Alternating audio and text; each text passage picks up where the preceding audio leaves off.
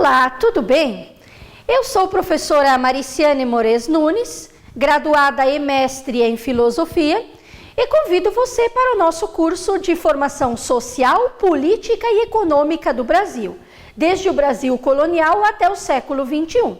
Portanto, você pode perceber que nas aulas deste curso nós trataremos de um longo período. E é claro que, primeiro, vamos apresentar então qual é o panorama de nossas aulas, como elas serão compostas.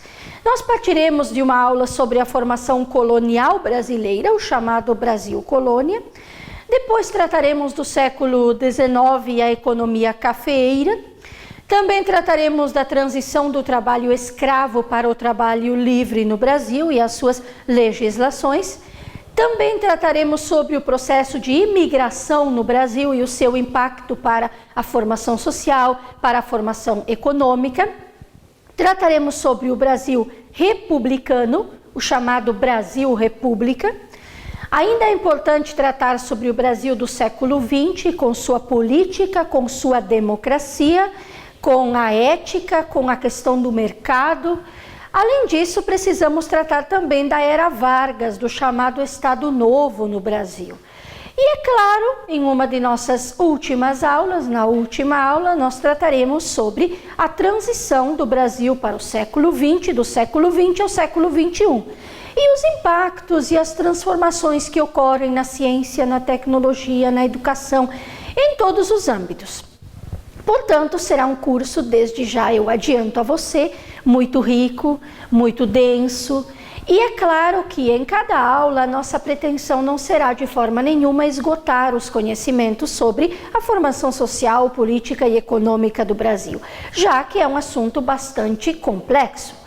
Mas o que nós queremos é apresentar os pontos essenciais, estimulando a pesquisa, o estudo, e é claro que você tem uma obra principal na qual é baseado o nosso curso. Esta obra chama-se Formação Econômica do Brasil, de José Márcio Rego e Rosa Maria Marques. Nesta obra, então, temos todos esses assuntos: Brasil Colônia, a questão da imigração, a transição do trabalho escravo para o trabalho livre, o Brasil do século XX, sempre em todas as dimensões: política, econômica, social. Portanto, é uma obra importantíssima para ser lida, para ser estudada. E em cada aula, você tem também um texto importante para ser lido. Portanto, leia este texto que vai complementar tudo o que será tratado. No caso de nossa primeira aula, a qual nós vamos dar início, sobre a formação colonial brasileira, você tem um texto sobre capital e colonização. Portanto, entender a dimensão do capital, do capitalismo, dos ideais do capitalismo, dentro do contexto da colonização. Leia, portanto, este texto para complementar, para aperfeiçoar os conhecimentos. Para iniciar sobre o Brasil Colônia, eu tenho certeza que você já, em história, em outros estudos, você já leu muito, você já ouviu muito falar sobre o Brasil Colônia. Nós, geralmente, na história, marcamos o Brasil Colônia de 1500 a 1822, quando, então, o Brasil passa a ser império. Mas quando se fala no Brasil Colônia em 1500, muitos autores, muitos historiadores preferem falar de uma chegada dos portugueses ao Brasil e não de um descobrimento do Brasil. Mas por que não um descobrimento? Porque, segundo estes historiadores que defendem esta tese, quando se fala de descobrimento é como se houvesse uma roupagem de eurocentrismo. Ou seja, como se estas populações que descobriram o Brasil tivessem trazido a civilização, a forma correta de pensar e de viver, ignorando as culturas que já viviam no Brasil antes deste suposto descobrimento. Portanto, chegada dos portugueses ao Brasil. É uma chegada. Mas é claro que neste 1500, com a chegada dos portugueses ao Brasil, nós falamos na história de um período pré-colonial. Porque é em 1530, com a expedição de Martim Afonso de Souza, que nós temos então o início do chamado Brasil Colônia, da colonização do Brasil. E esta colonização, ela visava descobrir então as terras, expulsar os invasores e iniciar o cultivo da cana-de-açúcar no Brasil.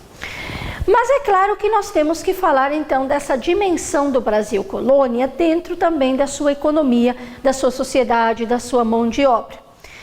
Quando falamos da economia do Brasil colônia, é importante nos lembrarmos de alguns aspectos. Por exemplo, a questão do mercantilismo.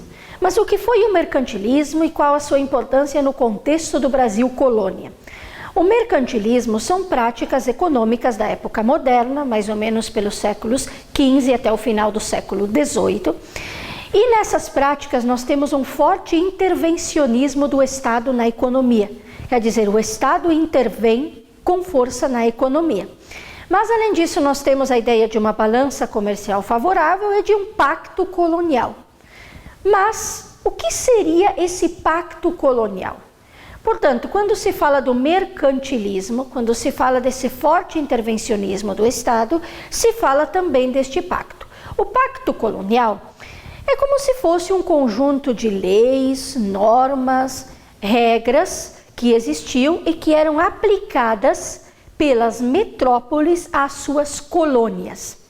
Ou seja, pelo pacto colonial, a colônia era obrigada a comprar e vender os produtos exclusivamente com a sua metrópole. Não havia a abertura do comércio. Mas é claro que a colônia apenas comprava e vendia para a sua metrópole.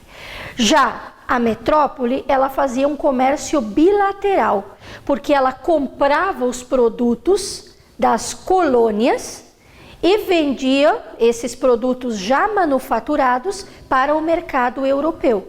Quando ela comprava a matéria-prima, os produtos da colônia, ela comprava a um preço baixo, baixíssimo. Mas quando vendia ao mercado europeu os produtos já manufaturados, vendia aos mais altos preços. Mas o pacto colonial, ele mantinha o que se chamava nessa época da colonização de um exclusivismo comercial.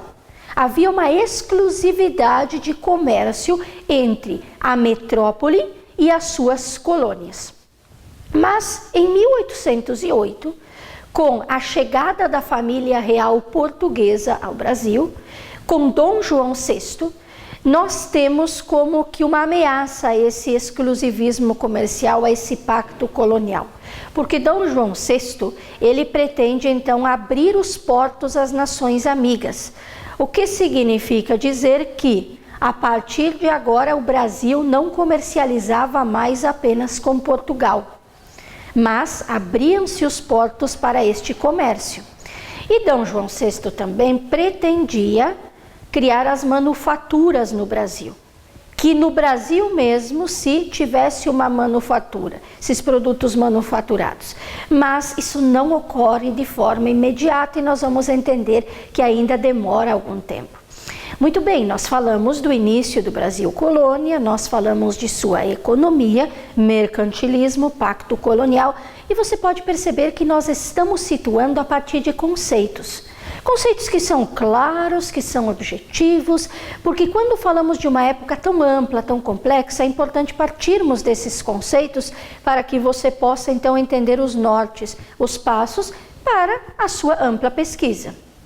Mas é claro que também nós precisamos falar da demografia brasileira, da mão de obra brasileira nesta época. Nós sabemos que a grande atividade eram os engenhos de açúcar, mas nós temos a mão de obra escrava nesta época. Por isso até mesmo a demografia brasileira na época colonial, ela era muito precária. Não havia o que hoje eu e você conhecemos como o recenseamento, ou a contagem das pessoas, justamente porque, e portanto as estatísticas quanto ao número de pessoas, a população eram muito precárias, muito pobres, mas porque nesta época, grande parte da população era composta pelos escravos, e é claro que os escravos, eles eram considerados como propriedades dos seus senhores, como era uma peça, como era uma ferramenta, assim eram considerados os escravos. Portanto, a mão de obra era uma mão de obra escrava. Só no final do período colonial é que nós vamos ter então esta ideia de um recenseamento, de uma contagem, de uma estatística melhor realizada, para contar sobre esta época colonial. Portanto, quando se fala do Brasil colônia, e é importante que antes de continuarmos esta colocação sobre o Brasil colônia, você situe muito bem a época. Lembrando sempre da chegada dos portugueses ao Brasil, lembrando sempre de que em 1530 nós temos a expedição de Martim Afonso de Souza e aí o princípio da colonização. Nós temos ainda o mercantilismo, portanto estamos falando da formação econômica, social e política do Brasil. Mas logo mais continuaremos com mais aspectos acerca da sociedade brasileira na época da colonização.